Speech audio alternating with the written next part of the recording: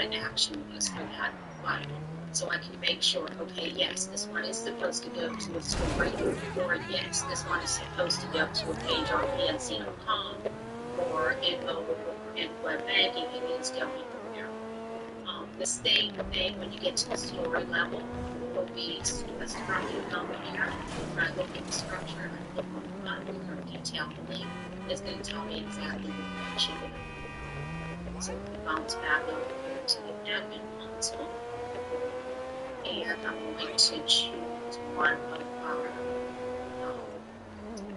of our active insights. So this is one of our active insights, and you see when I scroll over this, it highlights the structure what corresponds to that. So in this case, it's this button here. So I'm going to look at this button. Where's that button supposed to go? It's the action is open story. So if I'm testing this on my banking and I click on it and it goes to this story, then I know it's correct. If I go scroll down to the story,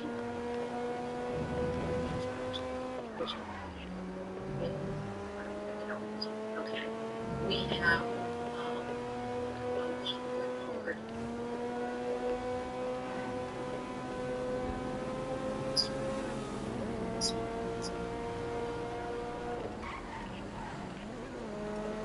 alright, so there's one card. I'm going to go with that button. Or that's to create a transaction. So I'm going to go to that button and see where that goes.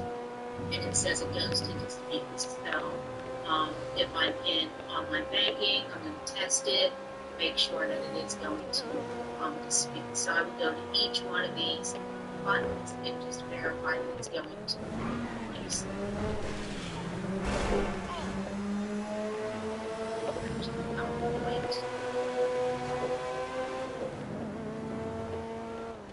Alright, another thing that we're going to need to look for testing is we need to make sure that all the data that fills in is the appropriate data. So one of the keys for insights is they're very personalized and they're based on my transactions. So my transactions true if I put something that once against those true. So for example, we have an insight called when it says if I bill your payment for my electrical company, it's 20% more than my bill for that electrical company in March, then 10% then insight to takes.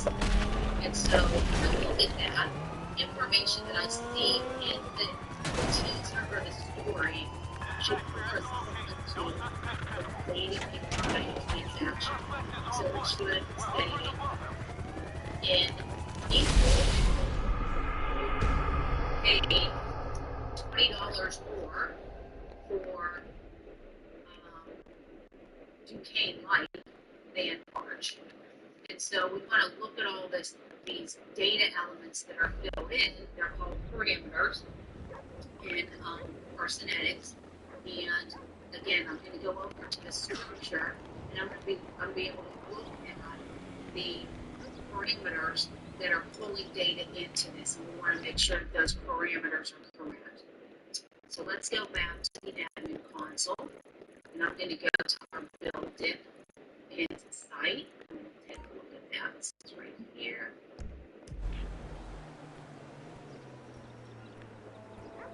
Okay, we'll make this a little bit bigger, and this is for you. Okay, so in this case, for this data, the customer's payment to check P was $286 lower than usual. So Personetics looks at 6 months worth of data, and it looks at your average data, your previous month's data, and we can pull those various parameters into an insight. So in this case, it's saying that it was $750 on December 30th for check P, and that usual. So I want to see these details, like the little details I go to the story, and I can see, look, it was 1,034, 1,007. So, person edits does the math. It tells me here's what my average was over that time period, the previous 6 months, $36, and it's 28% lower than it's been in months. So we want to really check the math. We want to make sure that these numbers are accurate. So, without doing the math, looking at these last 4 months here, yes, it looks like that average probably is correct, 1,036. And if I look at 750, I can do the math. What's the difference between that and 750? And divide that by 1,036.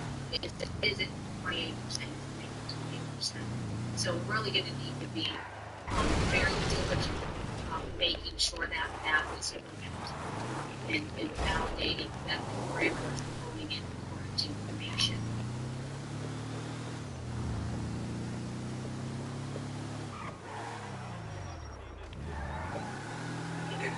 Yes. Yes. Which is what's things on average based on previous 5 months other than that. So the person edits 6 months worth of data. In this case, there might have only been 5 months worth of data available. So in this case, look at the previous 4 months. So if there's more data available, it will show here. So July. Oh my God! It's going to show the 6 months of data. So it will take an average of 5 months. So other than that, get out of the fucking way. You got lucky, buddy. So the next thing, we'll look at it here and then we'll go into the admin console. So I want to know what the trigger and the logic is for this particular insight. I can look at a spec sheet, and I can get to the spec sheet in 2 ways, and I'll show you those in the admin console. One way I highlighted here is you'll see this 3-dot interaction at the top of your Manage Insight screen. If I click on that, I know it's small, there's a call to action on here, which is 3 on spec. I go to the spec sheet. And the spec sheet looks like this. It tells me what the purpose is of this particular insight, and it tells me how it's triggered. Right? So, as I said, and there'll be some variables in here, and we're under thresholds to see what those variables mean. So, going back to the build div example, for build div, I said, only show me that insight if my build is 20% or lower than it was the previous month. So that in this case, choose into that variables. But if I want to know what the trigger logic is, I can look at that in the console. So let's go back to the console. And I'm still on my build div insight with the spec sheet. Here, spec. It's a little bigger. Okay. So it tells me the purpose of this insight is to help customers monitor their recurring service payments, service providers by having this insight has one use case. So you'll see with some of our insights, they have more than one use case. It may be related to whether or not it's triggers it, or do you have multiple trigger. It might be conditional, like only show this if it's not a so you always want to look at the sure insights triggering the right use case, and if there are multiple use cases.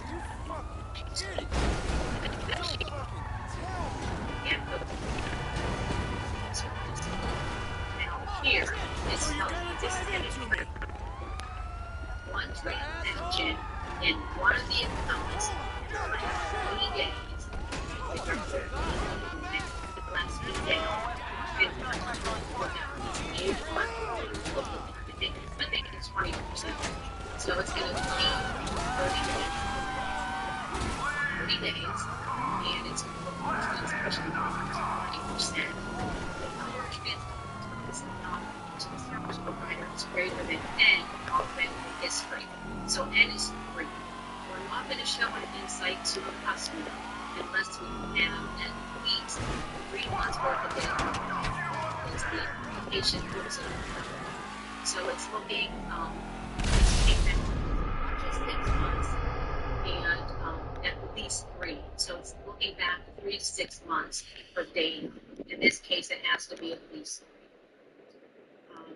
None of these transactions to service provider or mortgage repayments, loan repayments, or refunds, because those may go up and down, and so we don't want to trigger those. These are more again for your recurring expenses like electric bills, your homeowner association.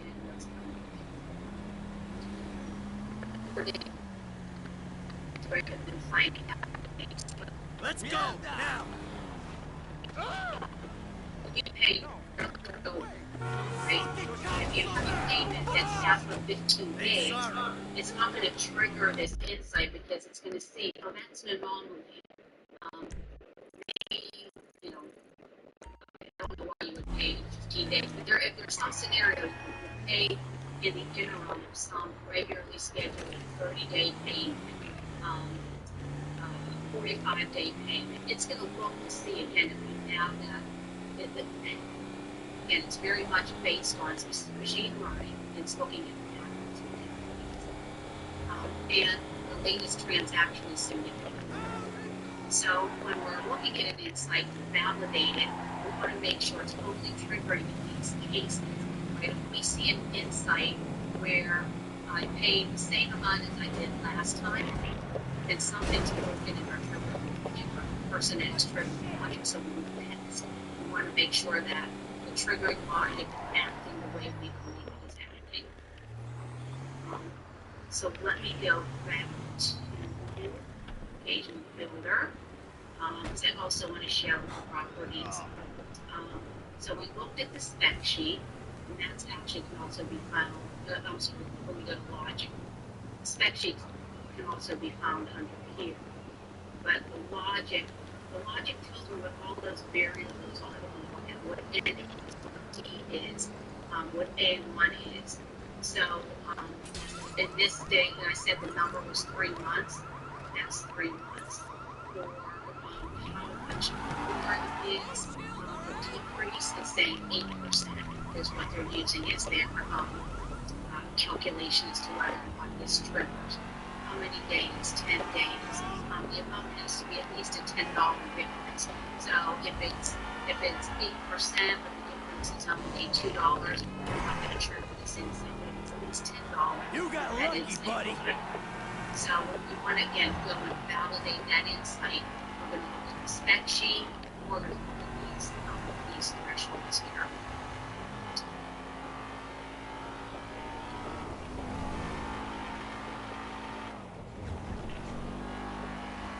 So that this is just going out with the logic and threshold sometime if triggering logic is being met. The other thing, and I don't know if we'll be able to test this, but just want to mention, is insights have an interference policy. Okay, we're going to have this insight show, once it triggers, we're going to have it show for 30 days. Whoa, too close! But we're only going to show this 3 days because there's an insight for your paycheck. It tells you that your paycheck was received, or maybe your paycheck was more, your paycheck was less than it was last time. It's really only relevant for a short period, right? You're going to get a paycheck again maybe in 2 weeks. So we're going to be able to show that insight. Okay.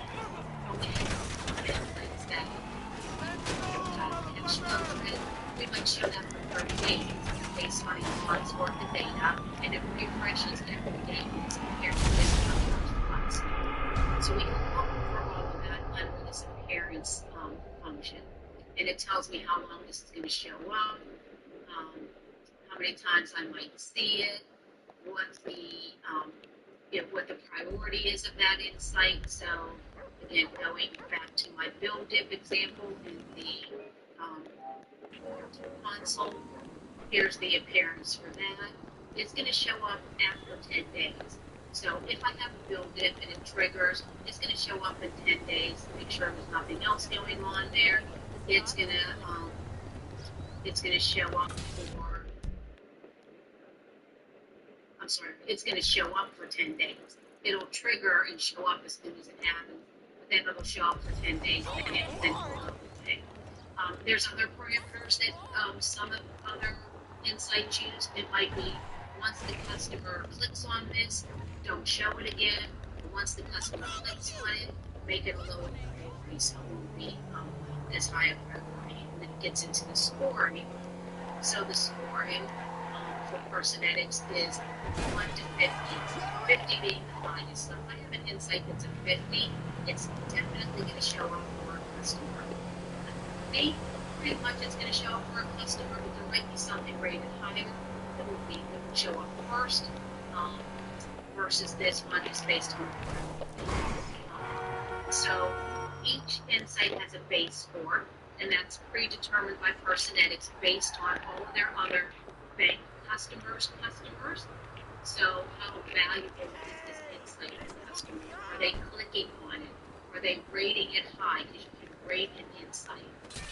So they've established this base score. We pretty much stuck with this base score. There are also two other factors that come into the score. Bank score, like we can say, you know what, build dip is really important to us. So we're going to change it. So we're going to push this up so that it's going to show up on a more frequent basis. Or we can say, you know what, we're not going to do anything with this. We're just going to leave it as it is. And then there's also